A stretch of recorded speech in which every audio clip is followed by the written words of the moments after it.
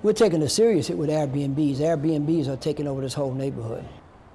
From one storm to another, Treme residents say their neighborhood has been taken over by out-of-town visitors, and they are angry and fed up. In part 2 of our Treme series, we saw how Treme residents were in a war with the city as they watched their historic homes be demolished thanks to urban renewal projects. Hurricane Katrina then opened the community to a new wave of issues.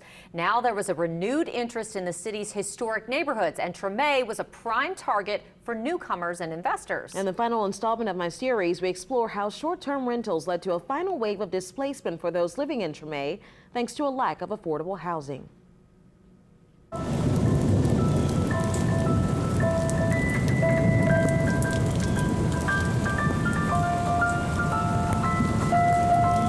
One can only imagine if Treme would have been allowed to develop parallel to that of the Marigny and Bywater.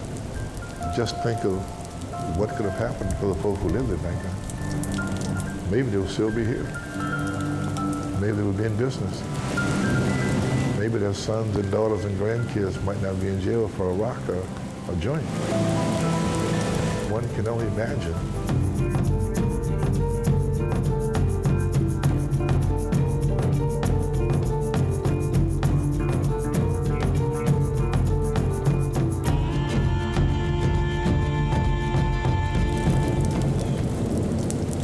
New Orleans is no stranger to storms. We face many. We've triumphed. We've mourned. But what do you do when it seems the rain just won't stop falling? A most powerful hurricane. Water attacking the city. Water was pouring into the city. Some would say calling New Orleans the Big Easy post-Katrina is a misnomer. The storm displaced hundreds of thousands. Some stayed away. For others, returning to the city presented a new challenge, and nowhere tougher than Treme. I think short-term rentals really hit that neighborhood a lot harder than other communities. City Council member Kristen Palmer represents districts most affected by short-term rentals. As residents fought to find their way back into the city post-Katrina, newcomers had been opened up to the concept of Treme and other historic districts.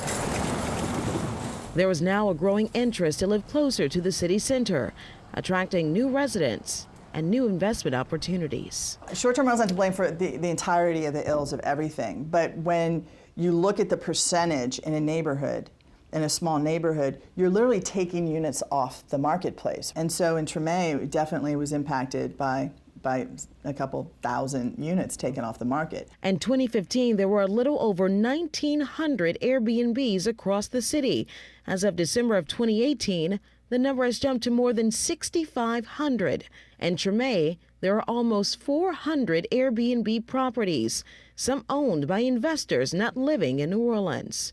Of that number, 289 are entire homes or apartments. Within this block, within the close proximity of Charbonnet Funeral Home, how many Airbnbs do you think there are? Oh, there must be 10 or 12.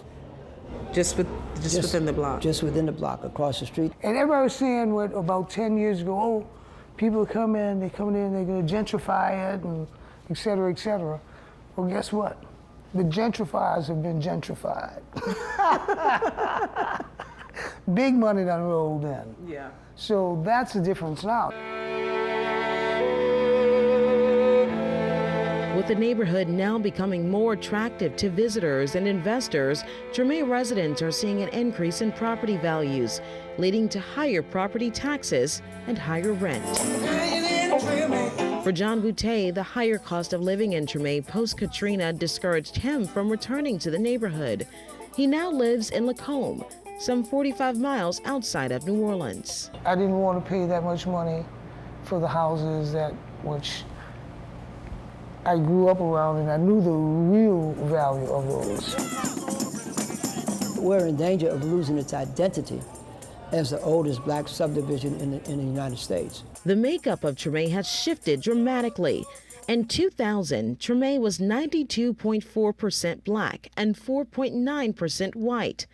The latest census numbers show it now being 62.8% black and 28.2% white. The value of a property and versus the income has not kept pace. folk cannot continue to earn $7.50 an hour, and the price of rent is now $1,500 a month. It just doesn't work. Al Jackson has lived in Treme for decades. Do you think that it's a matter of providing jobs or an opportunity for people to make more than minimum wage? Absolutely, that has to happen. We've got a multi-billion-dollar tourist industry. Why are folks still earning less than $8 an hour? How much money do you really need? Still, Jackson is not critical of those investing in Treme. The folk who developed these units invested more than $200,000, I'm assuming, into each one. They bought the third lot as well, but not from the same family. So now we've got 3 houses standing here as opposed to 3 vacant lots. Yeah. And they're all Airbnb. All of them Airbnb? Yeah. Wow. How does that feel? Oh, I'm cool with it. Yeah. I So you're not opposed to Airbnb? No, not at all. Why not? Why should I be? No one's saying you can't do this. What they're saying is get off your duff and do it. Don't hate, be a player. Simple. Starting December 1st, a new law goes into effect. Whole house short-term rentals will not be allowed anymore. Okay. Now, if you are there a lot of those in Treme? Yes, whole house short-term rentals, absolutely. They have a lot of history. The change is music to the ears of Adolph and Nija Bynum. We feel it just needs regulation. We're not against it. We just feel like it should have been regulated a long time ago. It got out of control. And that's when I think the developers came in here, took advantage of it. The couple started investing in the Treme neighborhood years before home prices soared. This neighborhood was all blighted. They had no one living in it except the corner house. There was a drug culture here. And people spoke of Treme as the taboo place to go. In an effort to change that culture, Bynum bought houses on his block. It's a studio apartment. Several of them, revitalized them, and put them on the market for rent. Would you have wanted that revitalization for the people who were native to this community? Definitely. How do we get them back here? Well, for one thing, I think that we got to start now. Yes. And I think part of it is home ownership. You know, part of that is people not having the knowledge and the vision about properties and not having the help to do it. I mean, this is the music that put New Orleans on the map around the world. And that's something Fred Johnson has worked 30 years to change. I was fortunate enough to help a couple of people buy in the Treme. Johnson is now the CEO of the Neighborhood Development Foundation, helping low to moderate income earners in New Orleans achieve the dream of home ownership.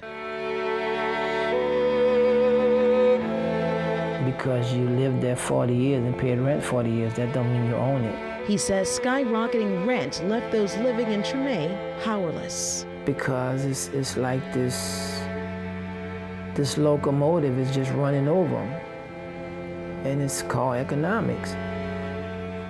So they try to make it work as best they can until they can't make it work no more. And then they have to move on. How do you get them back in? I generally have concern that is it too little too late? Do you feel like Treme is in danger of losing its soul? I think it's already lost its soul.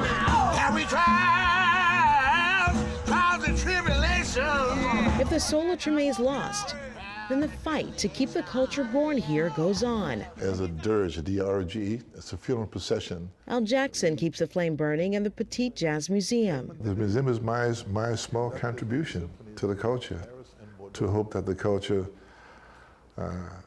can be maintained from a memorial perspective. Along the Black Men of Labor's second line route, paraders stop at the Backstreet Cultural Museum. Trombonist Glenn David Andrews glows at the mass archive of cultural tradition. If you want to get the real history of the African American culture, you got to come here. And for me, when I walk in here, it's like walking in, living, breathing, walking history. We keep fighting to keep the identity, particularly the cultural identity. Those closest to Treme say they've seen all sorts of storms, but none that washed away the city or its culture.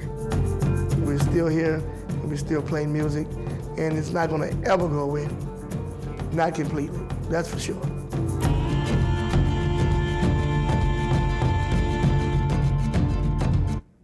And if you missed any of the Treme series, you can watch it right now on our website, WWL TV, or our WWL TV YouTube pages.